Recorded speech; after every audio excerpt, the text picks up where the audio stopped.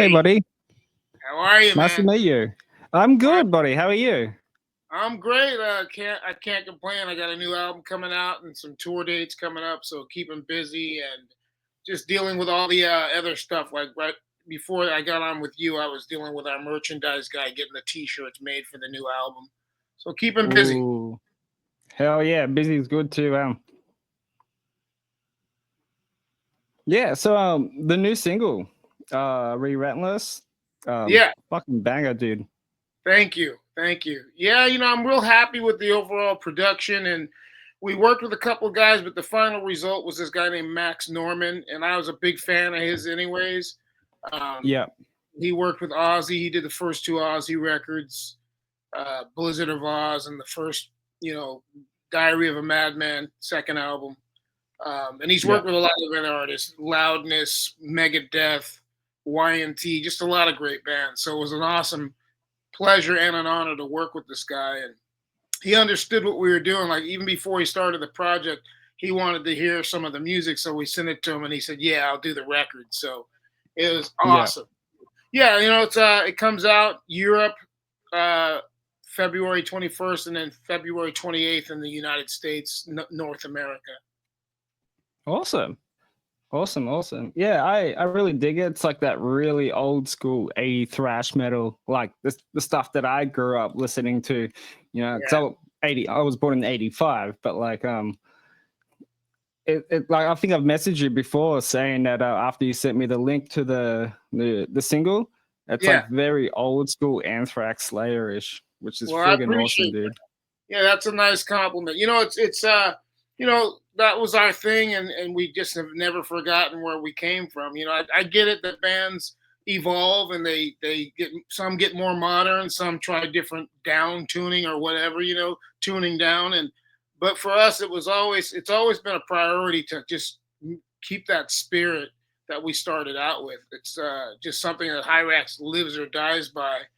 And but I'm glad. The thing for me is I always felt that way from the beginning. Like back in the '80s, I was doing this thing. If it was going to be called Hyrax, it has to have that sound. So that's what we've been Yeah. maintaining, and we're like damn proud of it.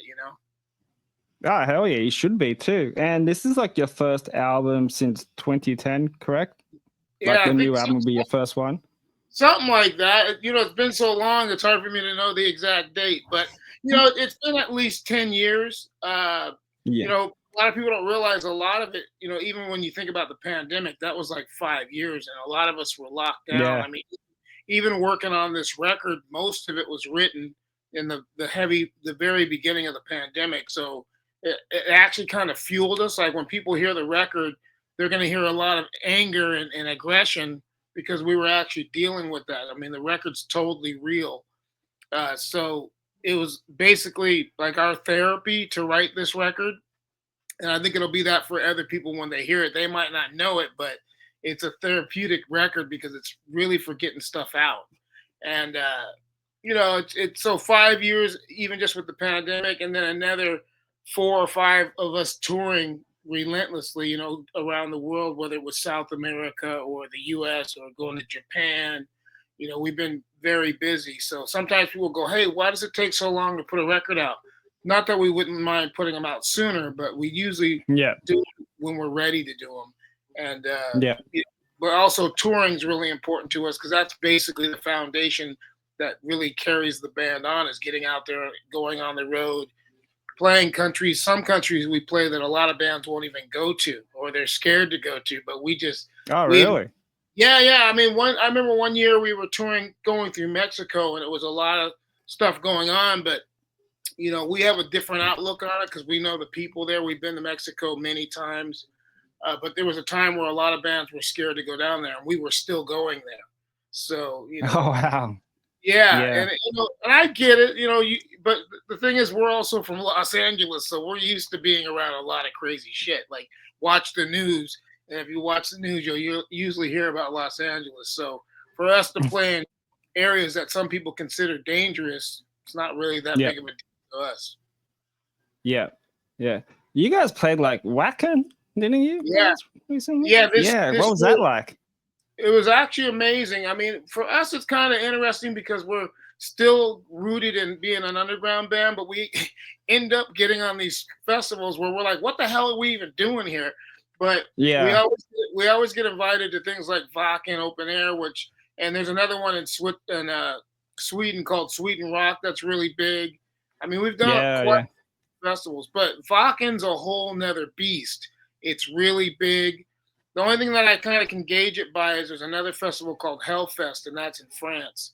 And we've done both of those. And, you know, it's just a whole nother level because you're playing with bands like Judas Priest. You're playing with, you know, Twisted Sister. I mean, we played with bands that people wouldn't even, they know we're an underground band, but we played with a lot of major bands. I mean, UFO, Foret, crazy shit like that, which is even crazy for us because we feel like we're the bastard child. Like when we play, when we play these festivals, we feel like we're representing all the bastards and all the outcasts that ever existed on planet, you know. So it's an honor, but also it's a trip because you're playing these festivals and you're walking around and they'll be like Cradle of Filth will be there, and you'll look over at the other side, like because we all eat in the same area. So and you'll just be like, oh, there's our buddies from Exodus over there. So it's like, you know, it's an extended family, but it's also us thrown into a mix of bands that, you know, even for us, we're like, what the hell? We're here, and there's Yuli John Roth from the Scorpions, you know. So it's pretty crazy, but it was a great experience because we had a great slot time pretty much in the middle of the day where everybody's in the festival and they're ready to go because they've had a few beers, and we're one of those bands. Even though the festivals are big, so the stage is back from the audience, is a big pit in between it, but we still never let that affect us. I find a way to get down there and get close to the kids always because that's just really important to me. But we did really well. In fact, after we played, there was a big storm. This happens to us a lot. But after we played, it's a curse. The storm hits after we played, so they're replaying our concert over the big screens through the festival while people were waiting for the rain to calm down. So there was like an hour break where they replayed our whole concert. And the festival is really big, so that we were on every screen was just great for us. And we were actually eating in the dinner hall, and they were still playing our show, which we would have been done probably an hour. So it was like a replay. So it was good luck and bad luck brought us together, you know. So it's but yeah, Wacken's a hell of a festival. They take really good care of the bands. You know, I wish sometimes we had more time, but usually when we do those festivals, we're hitting more festivals as we go. Like after that, we did like Belgium. You know, we'll do like France. So you're pretty much rolling down the highway, you know. Yeah, that's awesome, man. I've watched like a lot of my favorite bands like on YouTube, like from the footage from Wacken, and like it's insane.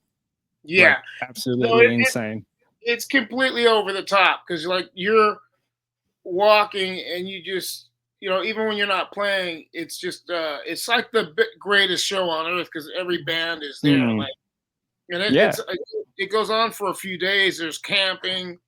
There's, you know, it's like a circus. There's circus rides. There's all kinds of crazy shit. Yeah, that's awesome. That's awesome. Yeah. So you guys are approaching your 40th anniversary, correct? Yeah, this year is 40. You know, it's crazy because you never think about that when you start a band. You just like you're happy if you last 2 more years, you know. But now that I've been doing it this long, I love it. You know, it's a big part of my life. I'm used to going out on the road and seeing the fans, and a lot of times it's like their family too, because you see them every time you go through. Like every time we go through Germany, you know, there's a lot of fans that have actually grown up coming to see the band. And Spain's the same way. Spain, there's a lot of people that come out that they're bringing their kids to the shows, or we'll go back down. That's awesome. Yeah, it's nuts. Or we'll go even to like countries like South America and even closer to us, like Mexico. We've been going there for so long now. There's kids actually named after people like me. It's crazy. I'm like, you know, but they become a part of the family. It really is like that's so great about this music is the people become a part of your family. Yeah, that's awesome. 40 years is like a huge achievement. I'm pretty sure Metallica is hitting around that mark as well. Yeah, they're a little bit, couple years before us. There's also Exodus. This is their 40th, like for their album Bonded by Blood. It's their 40th anniversary, which they It's just asked. crazy. Yeah, they're doing an anniversary show for the record, and they asked us to do it. So we're gonna do a show with them in April to celebrate the release. Oh wow. Yeah, I'm so a, it's I'm good. a big fan of. Oh, sorry. Go ahead. I was Go ahead. gonna say I was a big fan of like Gary Holt's guitar playing.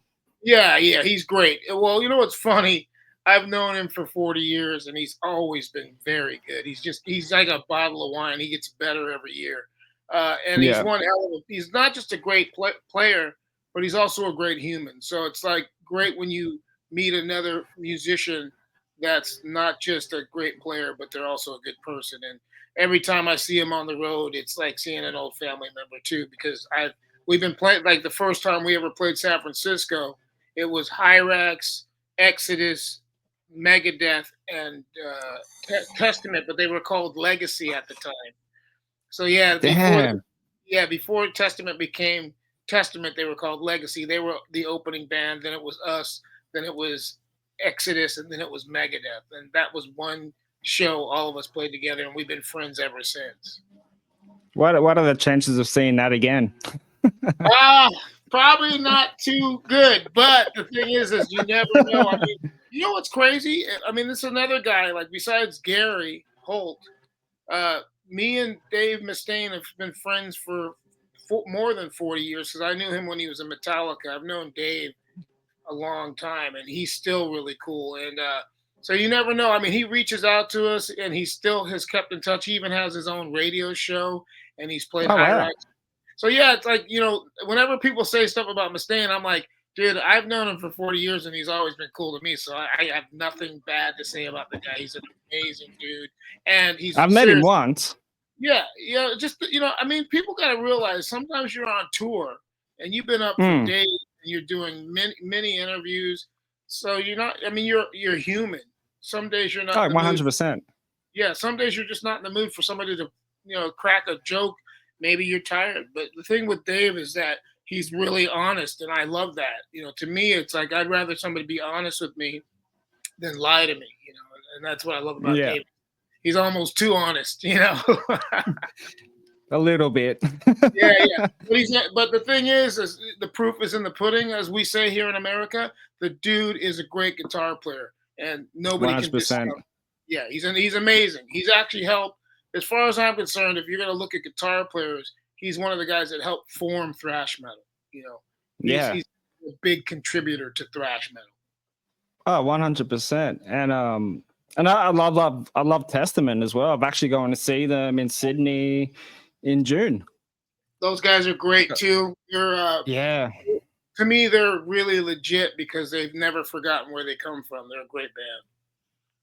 Oh, Chuck Billy's always sound, fucking amazing. The rest of the band sounds so tight. It's just, that's really rad, and that's really cool that you've have this really cool close friendship with all of them. Yeah, which is amazing.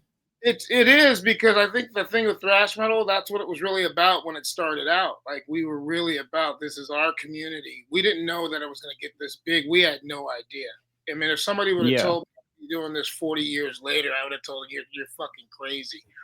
Sorry about my profanity, but I'm just being honest. Like, I would have never thought I'd be doing it 40 years later. I couldn't even see that far into the future. But that all of us have remained friends, the ones that still are alive and made it through all the shit. It's great. There's a camaraderie. I remember one year we were playing in Sweden one year, and it was us and Exodus and Testament, and it was like a family affair. Like, everybody was supportive of each other. Just that we, I think it is that we've lasted this long, so we're all really grateful. Yeah. I actually really wanted Gary Holt on this podcast because I know he brought out a book. Yeah, just recently. Yeah, I would like to talk to him about that and a few other things as well. You should reach out to him. What I'll do, and I'm not bullshitting you, I'm going to see him in April, so I'll mention your show to him. And thanks, man. I appreciate you. Maybe some way we can make that happen. I know he's real busy, but he does care, and that's what's the most important thing. Since he does still give a shit, he'll probably do it, man. Yeah, no, highly respect for him. And I saw him with Slayer as well, like maybe like 2010, 2011, I think it was. I can't remember. It was like a very long time ago. It was Slayer and Anthrax, and it was Jamey Jasta's side project band, King of Sorrow or something like that. Yeah. All in one bill. It was friggin' amazing. That's awesome. Yeah, that's yeah. A lot of those guys are friends of ours. I actually met Jamey Jasta recently, and he was really, really cool, dude. He actually knows his stuff. So I'm always, when I talk to other musicians, I'm always listening to see if they really know their shit, and Jamey actually does. So I was pleasantly impressed. Yeah, that dude goes hard as well.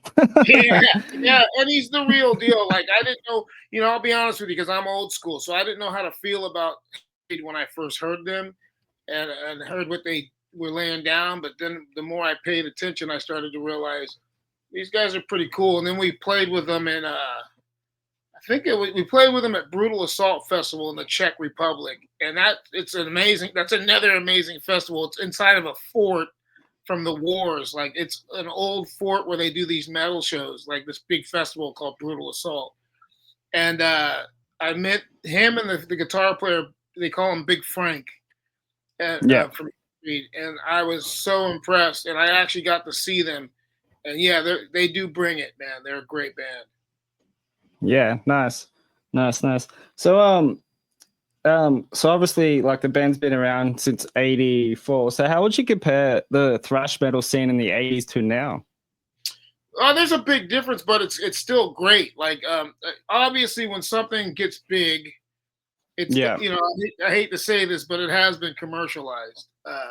But if there's any truer metal there isn't than thrash metal, it's still true. The kids still are, I call it, they wear their armor still. They come to the shows, they got their patches on, they got their denim and leather. They're whatever they love, they wear. They got their spikes and metal and their rings and all that shit, and it's great. Yeah. But the difference is, though, is we didn't have all that shit back in the 80s. Like, we were lucky if we had blue jeans. We called them 501s. We had 501 blue jeans, and we just got the high tops. Like, that was brand new. Like, now you see high tops, no big deal. But back everywhere, those high tops were brand new, so we thought we were cool, and we were the only ones really wearing it besides basketball players. So we actually stole that from basketball players. But so all that stuff was brand new in the 80s, and also, like, even flipped up baseball caps. You didn't have pre-made ones. We made those hats. We wrote the band's names under the bill, all that stuff. Patches. Oh, I'm mad. Yeah, like, now you can buy patches, which are amazing. Nah, you were lucky you could find a patch in the 80s. And if you did, you had to dig really hard to get it. Either order it through like a European magazine, like from England. That's where we got a lot of our patches and our buttons. But not that many kids really had them. So now it's way more normal. And the big difference that I've noticed is that another thing that people they're not going to believe this when they hear this, but slam dancing and stage diving and circle pits were like illegal. They were banned in the 80s because the clubs were scared. They had never seen it before. Now it's totally normal. Like, you go to a festival, you see crowd surfing, you see stage diving. Well, if they can get to the stage, you'll see stage diving. Circle pits are totally normal, but back in the 80s, that was violence. They were scared of it. Yeah, I think I remembered when Metallica played Moscow or whatever it was. Yeah, they were beating the kids. Yeah, friggin' hell. Have you seen footage of that? That's insane. I saw it when it first came out, and I thought, it's amazing, awesome, and scary that there's actually they had soldiers instead of cops. They had soldiers beating the kids back because, think about it, Russia probably had never seen that before. Thousands of kids slamming and frenzying out. They were going crazy, but they didn't know how to handle it. Now I'm sure even in Russia, if that were to happen now, they'd be able to handle it. But back then, like, the footage is amazing. I think it was Metallica, Pantera. I forget who else was on the bill, but that Russian footage is amazing. Yeah. I can't remember. I can't remember how many people was there, but it was fucking heaps. It was fucking as far as you could see, man. It was crazy. But that was like I think that was a turning point too. Like if you think about it, that was a turning point. I think internationally because them to do that concert in Russia at that time was pretty insane. Yeah. So I want to get into like the big four. Obviously, like Megadeth, Anthrax, Metallica, and Slayer Yeah. are the big four. Who would you pick your big four if they wanted to do another one of that? That's Because a that would be good question. tough. No, it's a great question. It will be tough because I was around back then, so there's a lot of bands that slipped through the cracks that were amazing bands. There's so many. Yeah. You know, it takes an army to build something good. It was, I mean, the big four.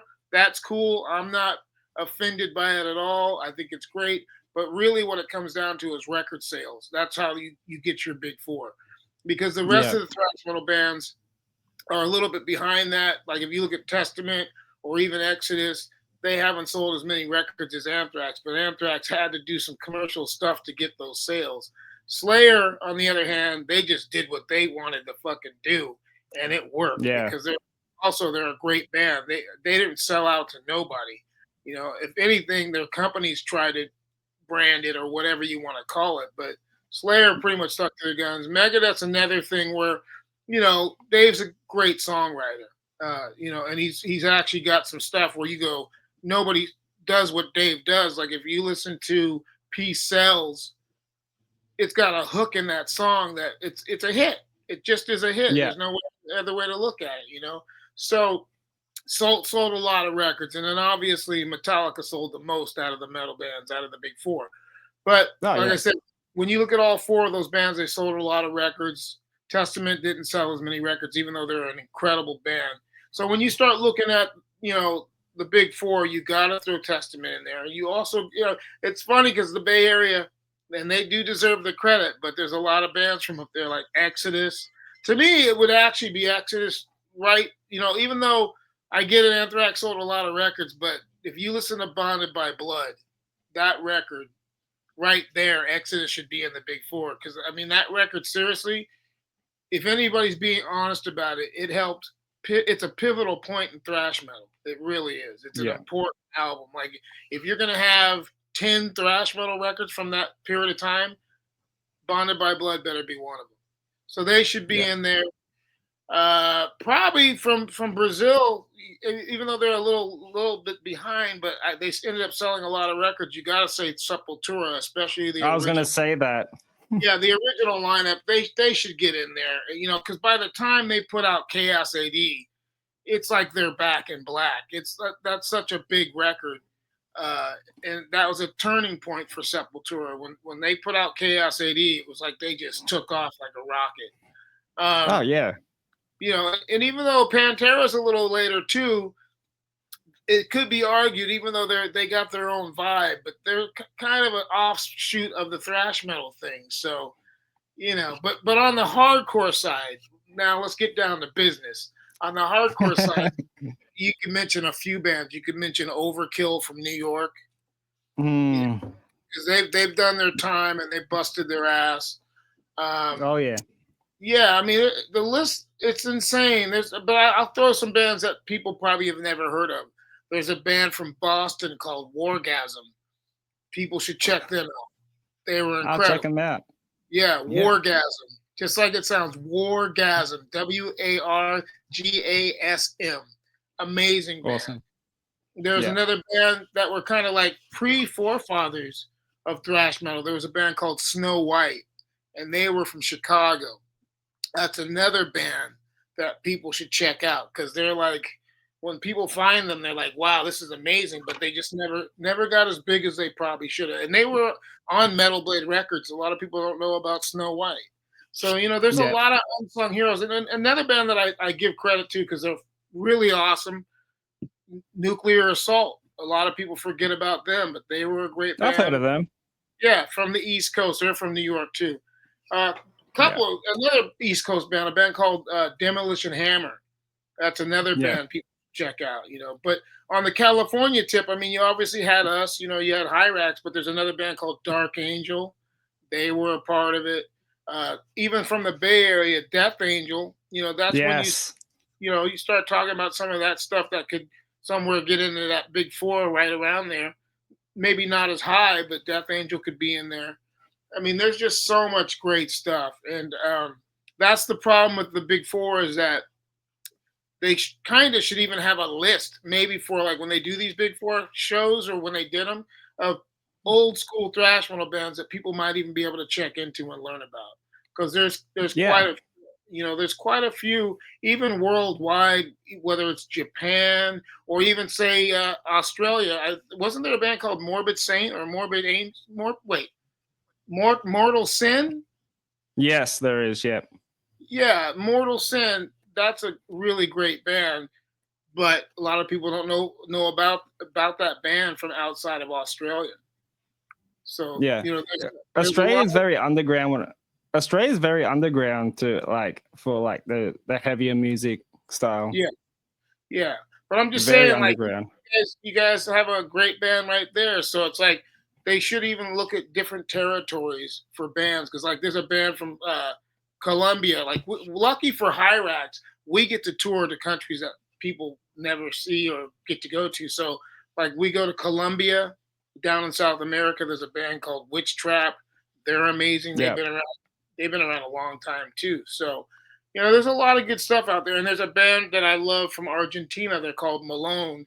And I'm not talking about Post Malone, the hip hop guy. I'm talking about a band that's just called Malone. And they're from Yeah. Argentina. And if people like a mix between like early Metallica, Sabbath, and Pantera, they should check out Malone from Argentina. So Oh yeah, hell yeah. there's a lot of bands that could be considered for that, but I think us underground hardcore guys, just at the same point, we don't really get the big four because there's so much other great stuff. Yeah. To go back to what you were saying about Anthrax, how they had to like do like commercial stuff and stuff like that. I remember when they did like a crossover between metal and rap. Yeah, That blew up. Yeah, and that worked well. They could be blamed for that if you think about it, because think about before there was Limp Bizkit or any of those kinds of bands, Anthrax did it. And then it kind of caught. But I'm not putting anybody down. I'm just saying that they did do more of a commercial thing. I mean, the only thing Slayer kind of did, if you think about them, is they did a Beastie Boys cut. It was really just Kerry King on it. You got to fight for your right to party. That's got Kerry King on it. So, that opened them up. I'm sure that opened Slayer up to a whole nother audience that would have never heard their music. So, I mean, sometimes these things happen. But at the same time, when you listen to Anthrax, you got to give them their credit too, because like Among the Living's a great record. Oh yeah. It's like it's like their anthem, really. Yeah, and it's the guitars are great. Like that's where Scott Ian is a master. Like when you listen to those guitars on that record. But I still think the first album's amazing.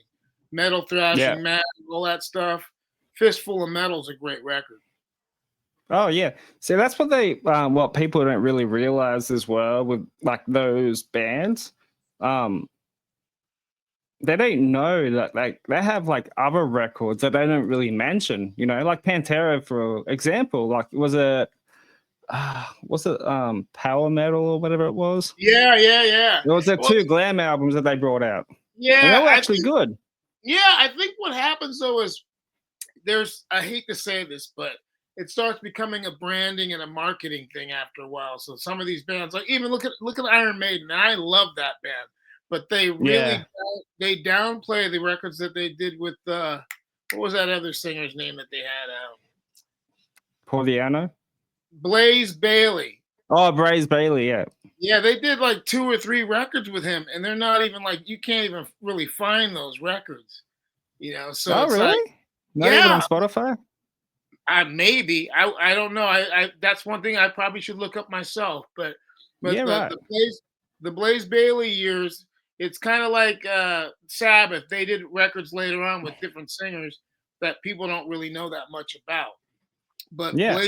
Blaze Bayley years are really hard to find out of the Iron Maiden catalog.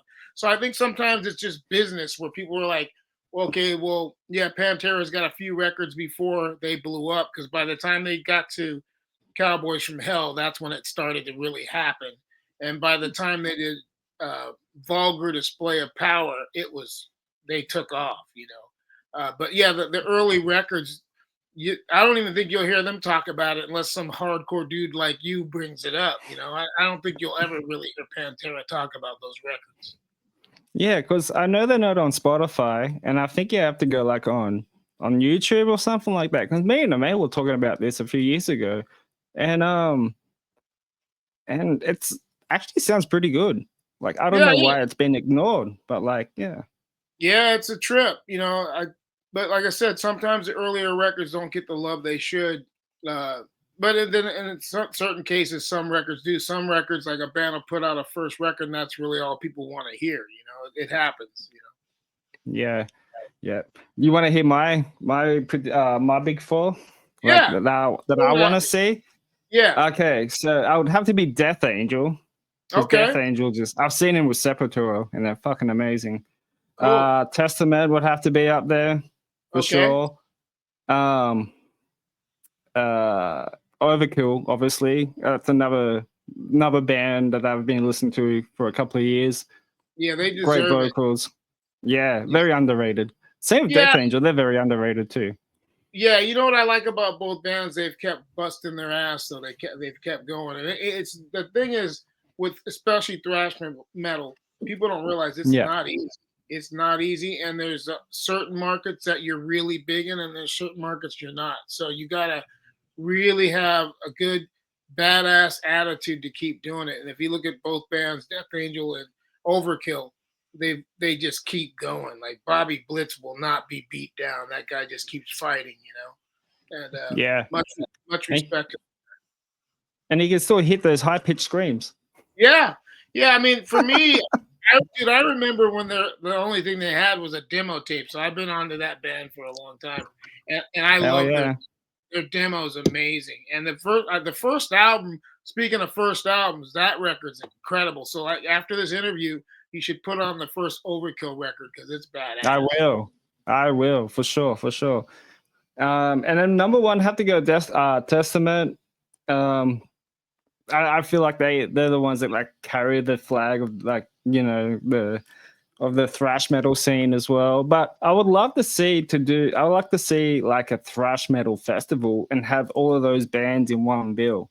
Yeah, including yourself too. Yeah, that would be great. You know, the thing is, you never know, man. Enough talk makes things happen, and I think now just times are better. Like, you know, you could probably get a package like that together and make it happen. And you never know, dude. You might be having a forecast of what's to come. It might happen, you know. But luckily, with us, we're all still out there, and you know, we all still talk. So you never know; it could happen.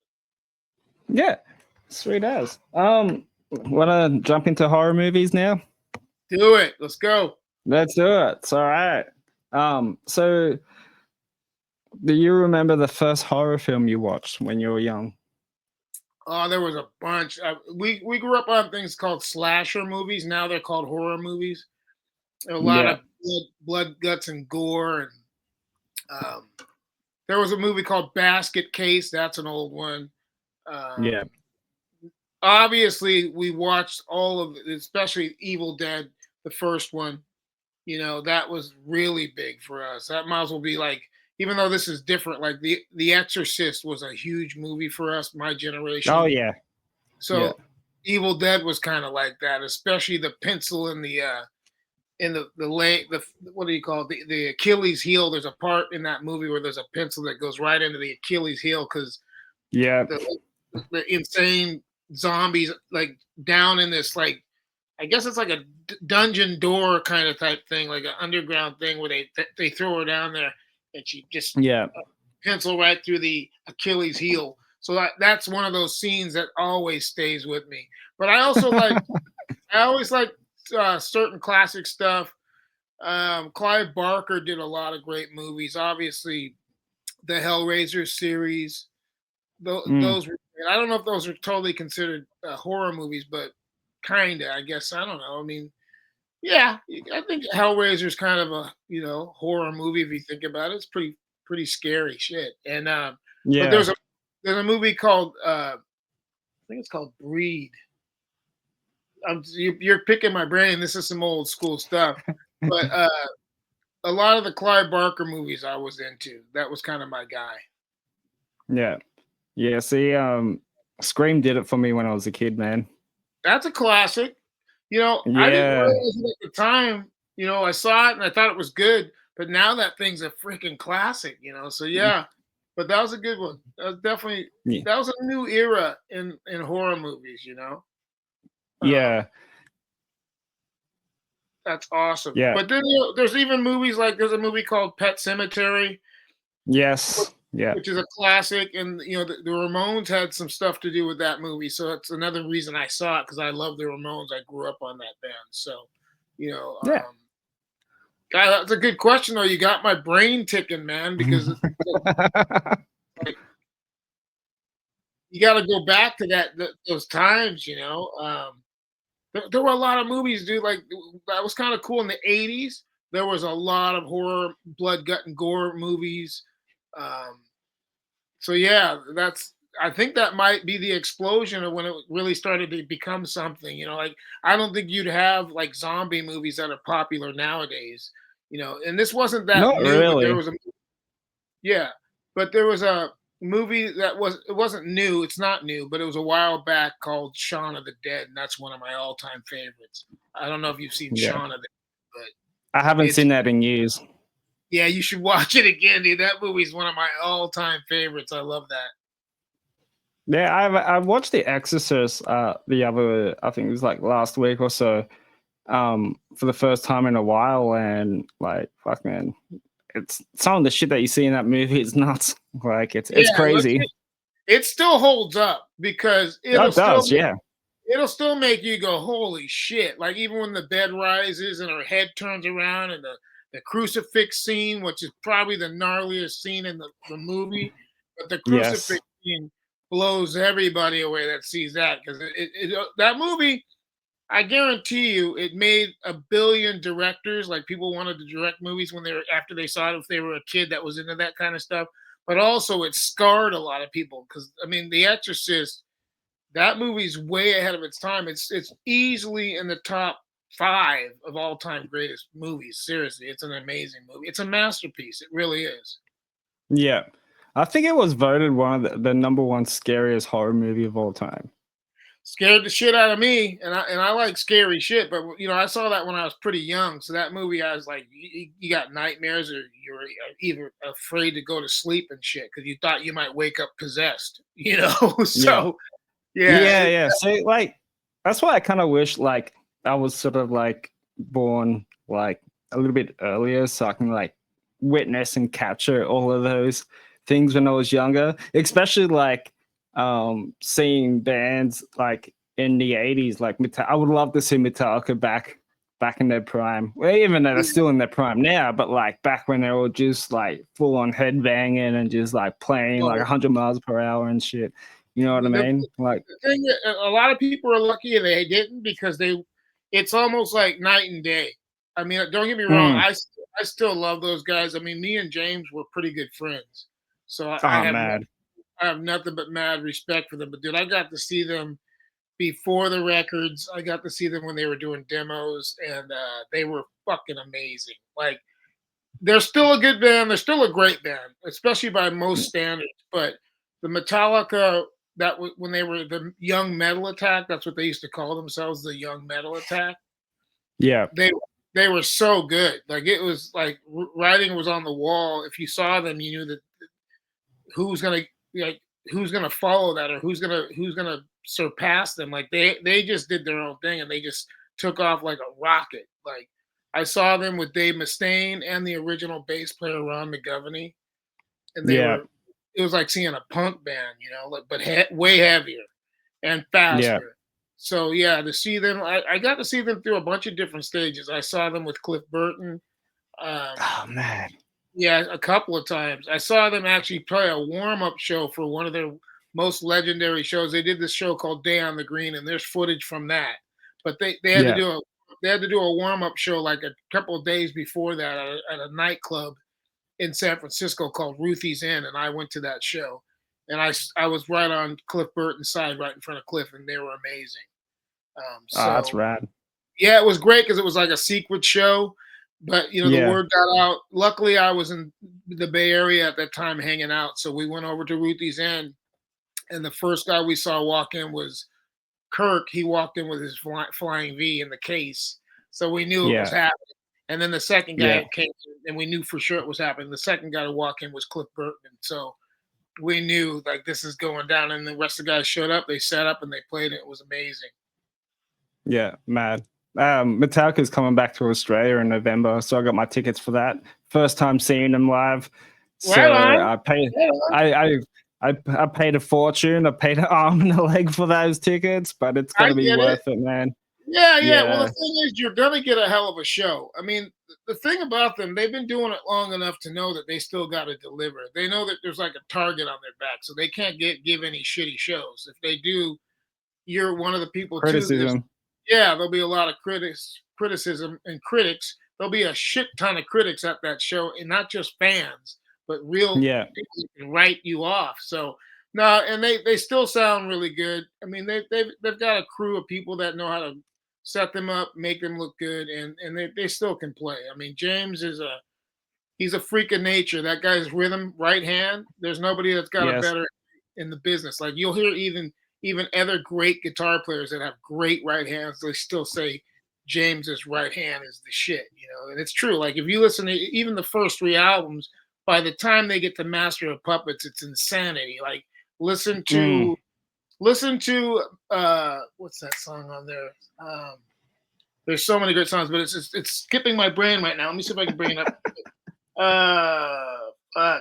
It should be ingrained in my skull cap. But the wife's home. Hey, honey. Hey. Metallica. I'll bring it up real quick because we got to talk about this track.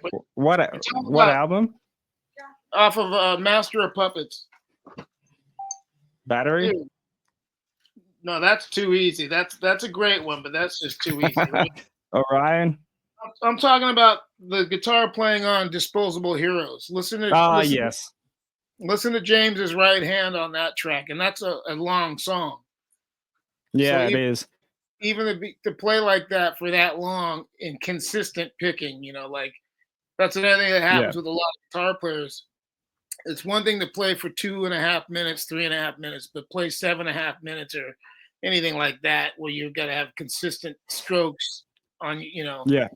And you can hear it. You can hear when guys start to fail, but James has been doing that longer than most.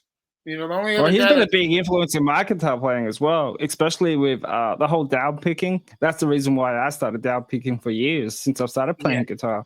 I can't alternate pick for shit, so he's been a big influence on my down picking, man. Yeah, it's important, and so I mean, he's become a master of it, and he's another guy that you just got to look to when it comes to probably the biggest influence on thrash metal is James' right hand. Yeah. I want to get back into horror movies. I know you mentioned Evil Dead.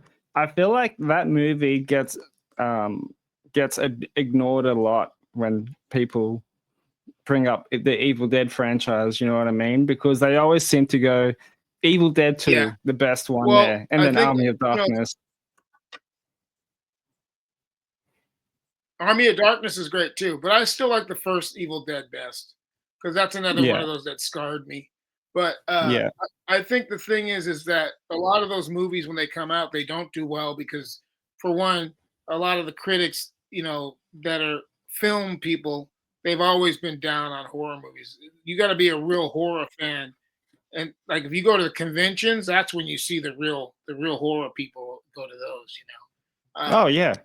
But all the Evil Deads, it kind of took years for them to catch on and get bigger and bigger. Over the years, the popularity grew. It's like a cult. It really is a cult, really, if you think about it. But Evil Dead franchise, pretty awesome stuff. I wish I could think of more because my brain's kind of froze because there's so much horror movies. I mean, Do you It's like the crazy. newer stuff? I'm not really up on it. You know, like what's funny is every once in a while. Oh, you know what I did see? This is a good one. This is the last one I saw, and even though it's some of it, you're like, okay, that's typical, but it's so good. If you haven't seen it, it's called Thanksgiving. I love that movie. I thought that movie was amazing. I was It like, was well shot. yeah, dude, and also some of the creative kill scenes that they did, like, yeah, the trampoline scene and Oh the yeah. oven and the oven. The Yeah. oven scene. Yeah, so that would be out of the newer stuff. If you haven't seen it and you're a horror fan, Thanksgivings. I loved it. I'd probably watch It it again. really, it's one of those rewatchable horror movies, and it kind of he kind of made it into like sort of like an 80s vibe style too, which is kind of cool. Yeah, I thought it was way cool. Yeah, that movie really just great, and even I don't want to give away the ending, so people will check it out. But the ending's pretty cool too. Um, Yeah. yeah, so I think if you look around, like what happened, especially during the pandemic, we had a lot more time to check out Netflix. So we found some stuff that was like really good. There was a series called Wayne. I don't know if you saw Wayne, but there's a series called Wayne. I don't know if it was either Netflix or Amazon Prime because those are two that we have. Yeah. But there's one called Wayne. It's a series, and I don't know if they continue to, but it was great. It was really great. What's it about? Just this young couple that are pretty fucking crazy, and they end up hooking up. They get together. Yeah. They're kind of like the Bonnie and Clyde of serial killers. Okay. You can't help but fall in love with them, but they do some screwed up shit. But it's like it's totally my kind of shit. So check out Yeah. Wayne. He's like this kid that he can take a lot of pain, and he actually sticks up for like people that are getting fucked over. He'll walk up and do something about it, even though he'll get his ass kicked. Like it's awesome. So if you can check out Wayne's really good. But yeah, for people that haven't seen horror movies, they gotta see Thanksgiving. It's like hell yeah. But it did, like you said, Yeah. it had the '80s vibe, and I kind of love that stuff. Trying to think, there's a Bingo Blanket or something like that. There's an Australian movie that came out recently with a whole Australian cast, and I was telling another friend of mine from Australia about this movie, and he didn't know about it. He's like, "Dude, I should know about this movie." But What's it called? Anna, do you remember? Yeah, Safari something. We're gonna look it up. But dude, you gotta see it because they do some shit in there where I don't even know if it's up to today's standards. Like, you're gonna be like, wow.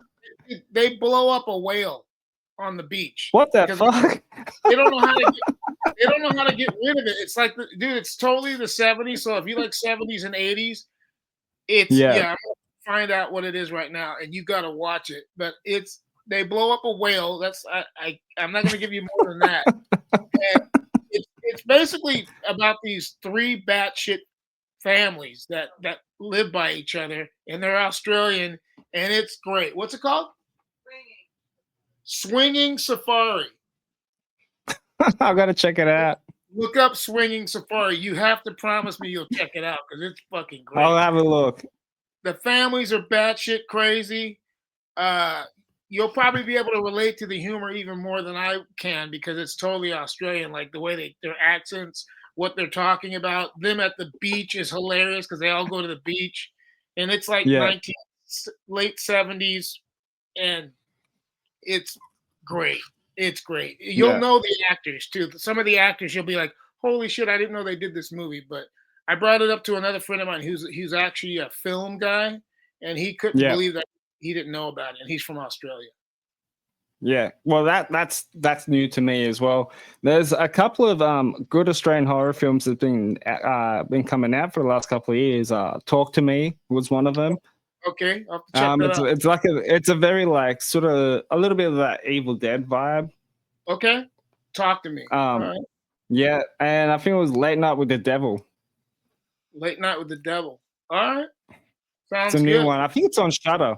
I'm pretty sure it's on Shudder if you got Shudder or something like that. Okay. Hey, speaking of, because I like a little bit of comedy with my horror movies. So did you ever see? Yeah. you saw Shaun of the Dead. Did you see Hot Fuzz? Hot Fuzz, bits of it. Yeah. Watch Hot Fuzz again. That's great too. Hot Fuzz. See there's a lot of comedy horror as well. Yeah. Obviously, Army of Darkness is like the #1 comedy horror. There you go. I'll have to Without watch a it. doubt. Funny thing is, I have the DVD. I haven't. I don't even know if we still have a DVD player, but I got. It's funny how things come and go, but I have that on DVD. Yeah. Well, I can just like tell about your collection from the background, dude. You're a Thin Lizzy fan. Oh yeah. I saw them with Kiss, but like I think it was like only 3 of the original members. I think it was. Yeah. But amazing. But your record collection and stuff like that, man, looks fucking massive. Like, are you a big collector? Yeah, I'm kind of a freak like that. You know what's funny?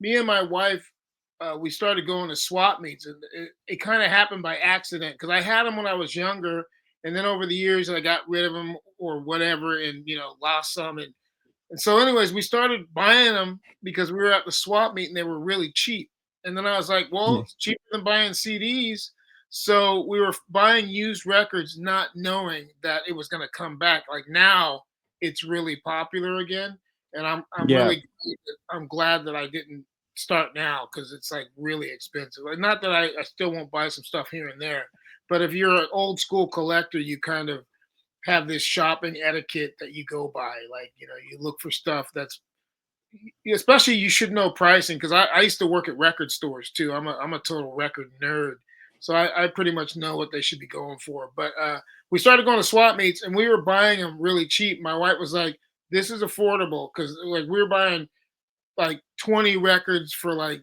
$10. It was ridiculous, and so we just kept going. And before we knew it, we had a collection going, and then it just kind of traveling with Hirax too. We always end up going to a lot of areas where there's record stores, and so it's kind of like our hobby on the days that we have time to do anything else. We'll go out looking for records. But I really dig them, and it's also from my generation. We grew up on before all this other stuff, before CDs and before digital downloads and MP3s and waves. We had records, so it's a good memory, but also for me, it's great for referencing because like when somebody brings up a band, I can just pull out the record and look for the tracks and what song and like who produced it. Because on the back of records, like with the internet, you still have to go look. Like you have to Google it if you want to find out who the producer is. But for a record, if you pull an album, let me see here, pull out some stuff. I got so much crap here, it's ridiculous. But let's see here. I'm gonna pull out a little stack. For me, it's always the gatefold when you open the record up and you have like the pictures and stuff and like the list of the band members in there and stuff like that. I think that's something that always does for me all the time. I think that's super important. Like even with us, the new album's a gatefold, lyrics included, because we want people to know what we're talking about. And also it's really interesting when you're doing records to learn, To me it's like a book, but it's an audio book. So yeah, you'll pull a record. I grabbed a stack of Gary Moore. He's one of my favorite guitar players. But like, so when referencing, here's some stuff. This is a band. This is a band that Gary Moore did called Coliseum, and these records are actually really hard to find. But so I'm a big Gary Moore guy. This is another one of the Coliseum records. But you can just go on the back and find out stuff, and then But this is actually cool. Double record set, so like you can find out who produced stuff by looking on the back of the records. And to me, that's really important. Even this Gary Moore record here, this has got the drummer from Deep Purple on it. That's cool. Yeah, the guitar player from Whitesnake. So it's like some stuff that kids don't know. You can just look it up on the back of a record and you find out right away. So it might take you longer going on the internet to find that information. Yeah, 100%. Well, with the internet these days now, there's always going to be like false information and shit. Wikipedia is the worst.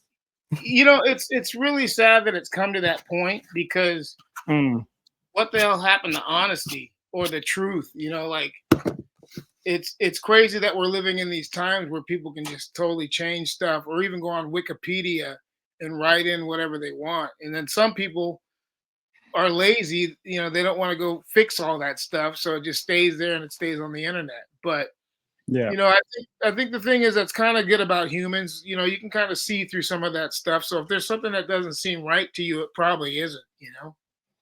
Yeah. So that, for me, I'm a big Kiss fan, and I have been for a very long time. Like I'm 39 now, and like Kiss still does it for me.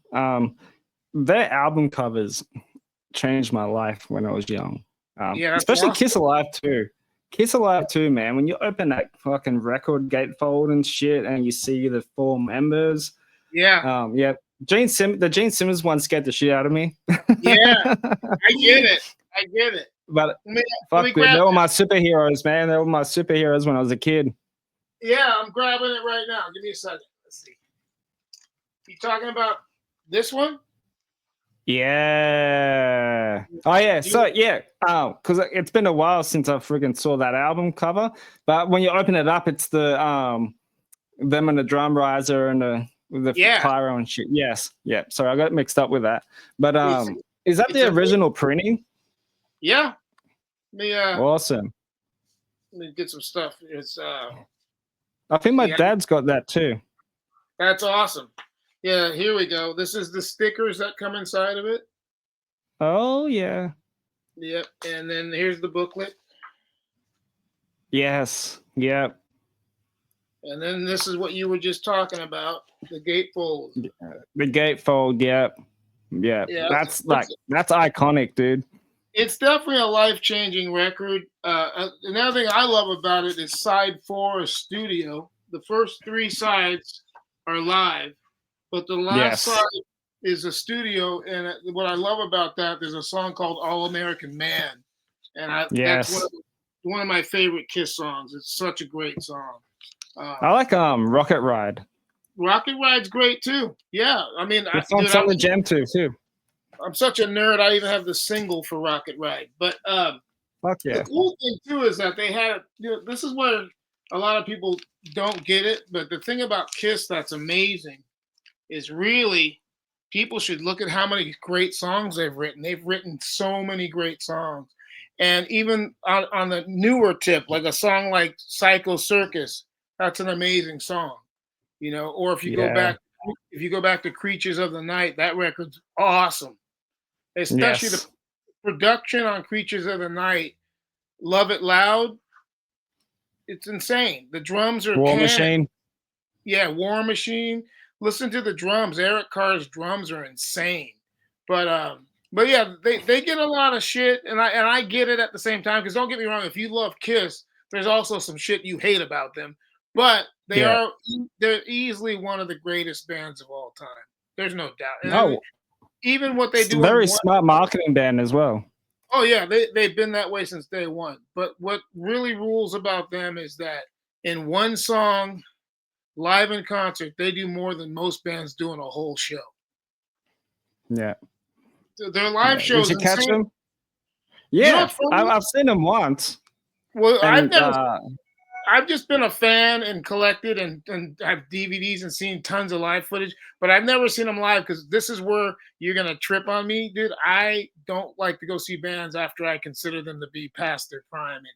And don't get me wrong, even at the very end, they were still great. Like, even being old like they are, dude, their live show is insane. But if I really would have gone to see them, I would have wanted to see them probably by 78.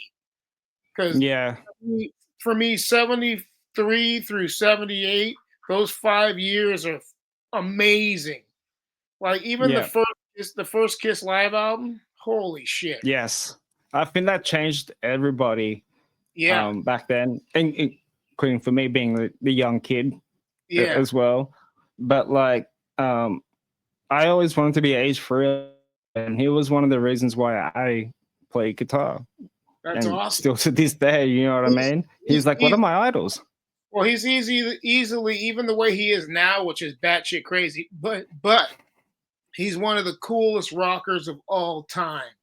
Like, not just a great guitar player, because he is. Like, dude, you'll hear even guys like Dimebag Darrell when he was alive. He loved Ace Frehley. He's got an Ace Frehley tattoo. But Yes. not just a great guitar player. He's cool as hell, dude. I'd love to hang out with him. Even if he's not partying, he's funnier than hell. Ace Frehley rule. Yeah. Have you do you like his solo stuff? Like, have you listened to any of like the latest stuff that he's been bringing out for the last couple of years? A friend of mine sent me a copy of the last record that he did all the covers on, and it was actually pretty good. Yeah, the covers album's pretty good. Yeah, I'm not a huge fan just because, dude, Kiss. Come on now, like Kiss. Like, Yeah. I'll tell you this. To me, the secret weapons in Kiss really were Paul Stanley's voice. Don't get me wrong, Gene's all right, and I do like Gene. Gene, I like his costume and his look the best. He's like if you want to look cool, Gene, holy shit, the demon, come on. But Paul, when you listen to songs like I Want You, you know, Do You Love Me? What else is there? I think does he sing lead on the is it King of the Nighttime World? Is that Paul? I think that's Paul. Yeah. There's just so many great songs that Paul sings on. Like, don't get me wrong, there's some really good stuff Gene did too. But for me, I've always been about Paul's voice, man. Paul's the man. Like, even that opening, man. Yeah, the intro on Black Diamond, that opening vocal line that he does, and it's just a mellow part, but it's just awesome. You know what's coming when he starts that song off, you know. So my dad saw them when Eric Carr was in a band, and I think it was for the Dynasty tour. And I think it would have been around 78. I think. Yeah. When Dynasty came out, and I've got footage of it because I got my brother's a Kiss fan as well, so that's how I got it from him as well. Yeah. He's got like the Kiss anthology DVDs. They come 3 volumes, so it's all from like the band's history to the end, or not like from the reunion or the first farewell tour. They had footage of that one, and that in 78, I think it was, and it was in Sydney Showground, and fuck, man, like I think my dad sort of remembers it, but he said it was amazing. And stuff. You know, they're easily the top 5, one of the greatest live bands of all time. I mean, they changed everything. Like, if you look at Motley Crue or you look at Iron Maiden, all those bands were changed from touring with Kiss. Like, Kiss is they're the real deal. But they also can, like I said, they can bum you out too, because there's some stuff you find out about them and you're like, geez, man. But I'll let that go because they're still one of the greatest bands of all time. Yes. Kiss and Alice Cooper are 2 of my major influence that wanted to play, music and stuff. Alice Cooper's incredible too. Like, there's my favorite record by him, or his band, I should say, the Alice Cooper band, would be $1 Billion Babies. That record. Oh, really? Mine's Love It to Death. That's cool. That's cool. But dude, you gotta go back and listen to $1 Billion Babies. To me, that record's a masterpiece. You gotta listen to $1 Billion Babies. Trust me. Yes. Yeah. My dad's got the vinyl, the original printing of the vinyl, and it came with the $1 Billion Baby dollar bill.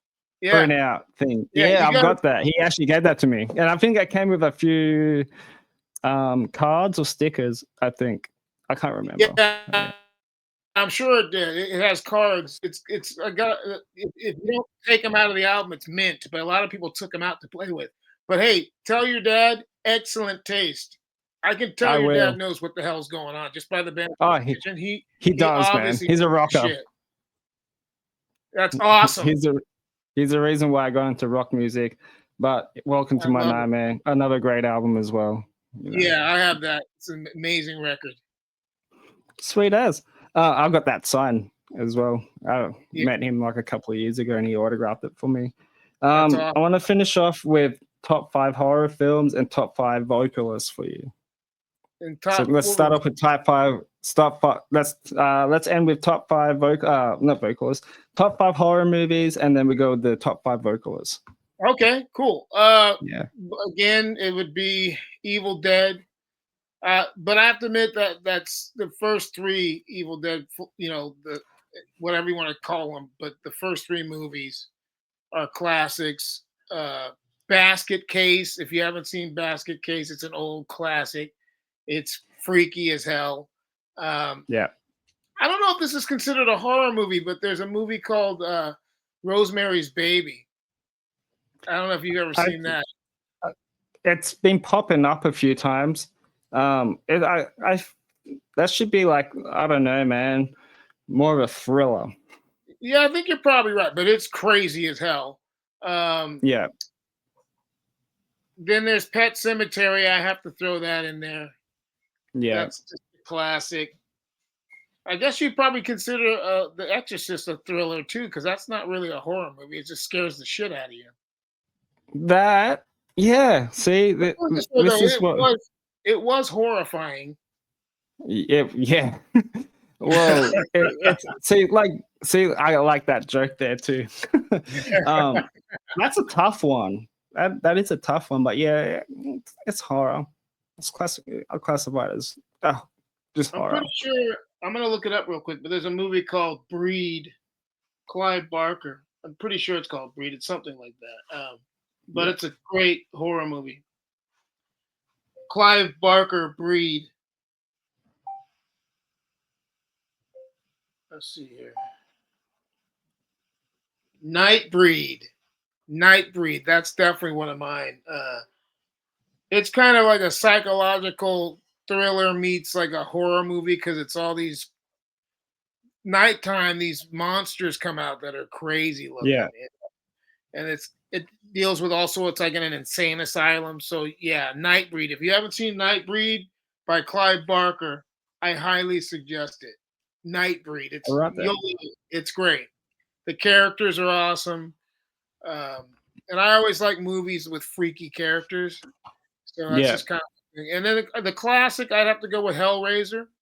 Hellraiser's another one that I'll throw in there.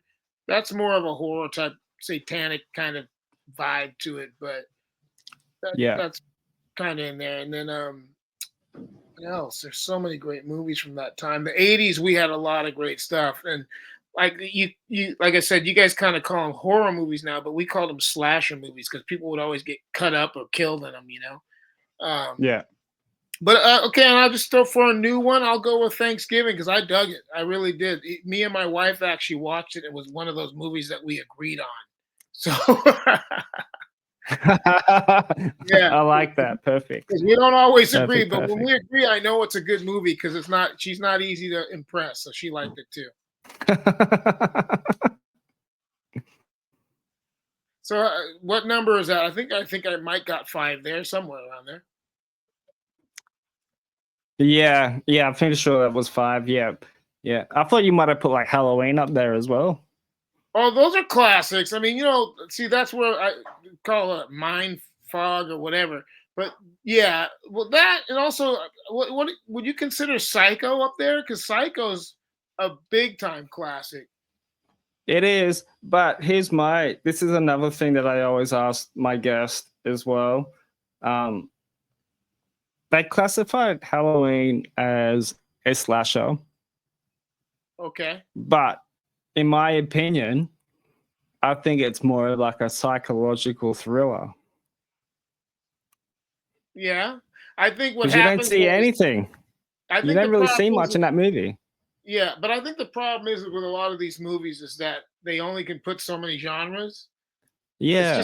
It's just like thrash metal. Like now there's offshoots of it. There's like thrash death, and there's like black thrash, and you know, and I get it. Like some bands want their own identity, or they're bringing styles together. But if you work at a record company or a movie company, you know, there's old school kind of a template. So they have like four genres, and they got to pick one to put you in.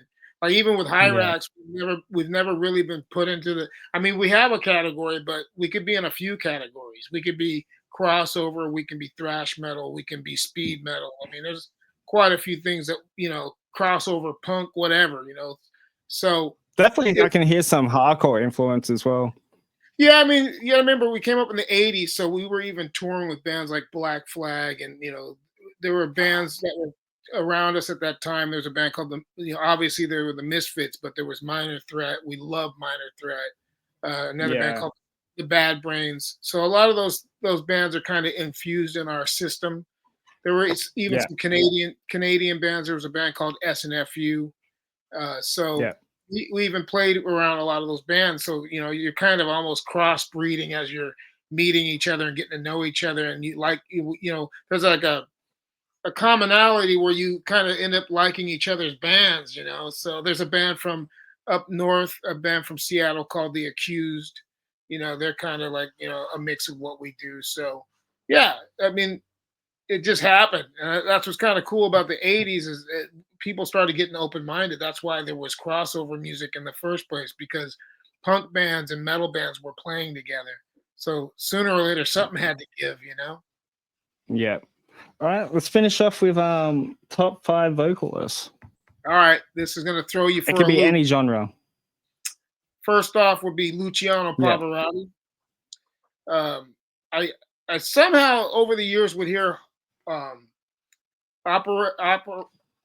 opera singers, and I heard him, and I didn't know who Luciano Pavarotti was at first, and then the more I heard him, I would ask, "Who is this guy?" And people would tell me it's Luciano Pavarotti, and I just had an ear for him. So he's one of my all-time favorite singers, even though I don't think I sing anything like him, but I'd say he's number one. He's easily one of the greatest singers who's ever lived.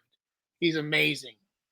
So Luciano Pavarotti, and then for different reasons, I kind of grew up on, I grew up on James Brown, because in my household, my parents played James Brown.